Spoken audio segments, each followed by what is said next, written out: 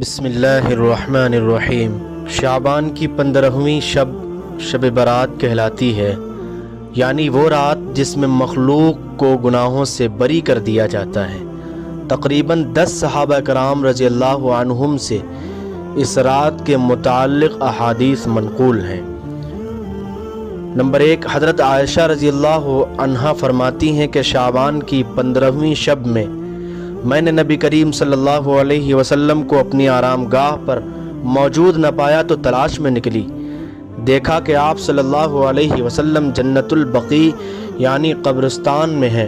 پھر مجھ سے فرمایا کہ آج شعبان کی 15ویں رات ہے، اس رات میں اللہ تعالی آسمان دنیا پر نزول فرماتا ہے اور قبیلہ بنی کلب کی بکریوں کے بالوں کی تعداد سے بھی زیادہ گناہ گاروں کی بخشش فرماتا ہے۔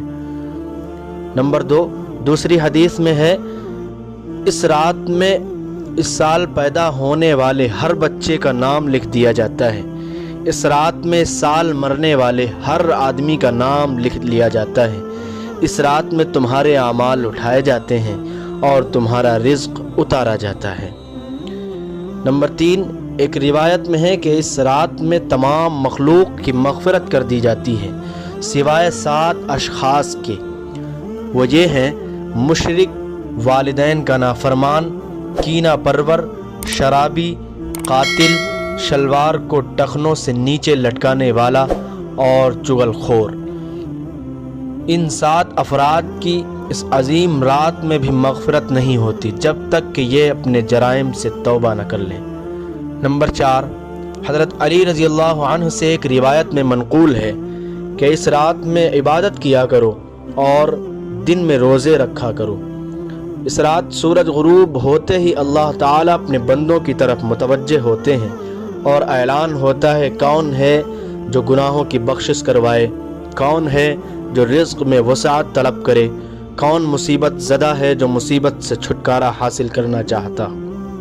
ان احادیث کریمہ اور صحابہ کرام رضی اللہ عنہم اور بزرگان دین رحمہم اللہ کے عمل سے اس رات میں 3 کام کرنا ثابت ہے۔ نمبر 1، قبرستان جا کر مردوں کے لیے ایصال ثواب اور مغفرت کی دعا کی جائے، لیکن یاد رہے کہ نبی کریم صلی اللہ علیہ وسلم سے ساری حیات مبارکہ میں صرف ایک مرتبہ شب برات میں جنت البقیع جانا ثابت ہے، اس لیے اگر کوئی شخص زندگی میں ایک مرتبہ بھی اتباع سنت کی نیت سے چلا جائے تو اجر و ثواب کا باعث ہے، لیکن پھول، پتیاں، چادر چڑھاوے اور چراغاں کا اہتمام کرنا اور ہر سال جانے کو لازم سمجھنا، اس کو شب برات کے ارکان میں داخل کرنا ٹھیک نہیں ہے۔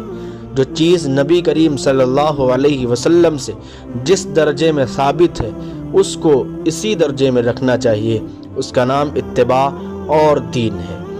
نمبر 2، اس رات میں نوافل تلاوت، ذکر و اذکار کا اہتمام کرنا۔ اس بارے میں یہ واضح رہے کہ نفل ایک ایسی عبادت ہے جس میں تنہائی مطلوب ہے، یہ خلوت کی عبادت ہے، اس کے ذریعے انسان اللہ کا قرب حاصل کرتا ہے، لہذا نوافل وغیرہ تنہائی میں اپنے گھر میں ادا کر کے اس موقع کو غنیمت جانے۔ نوافل کی جماعت اور مخصوص طریقہ اپنانا درست نہیں ہے۔ یہ فضیلت والی راتیں شور و شغب اور میلے اجتماع منعقد کرنے کی راتیں نہیں ہیں، بلکہ گوشہ تنہائی میں بیٹھ کر اللہ سے تعلقات استوار کرنے کے قیمتی لمحات ہیں، ان کو ضائع ہونے سے بچائیں۔ نمبر 3، دن میں روزہ رکھنا بھی مستحب ہے۔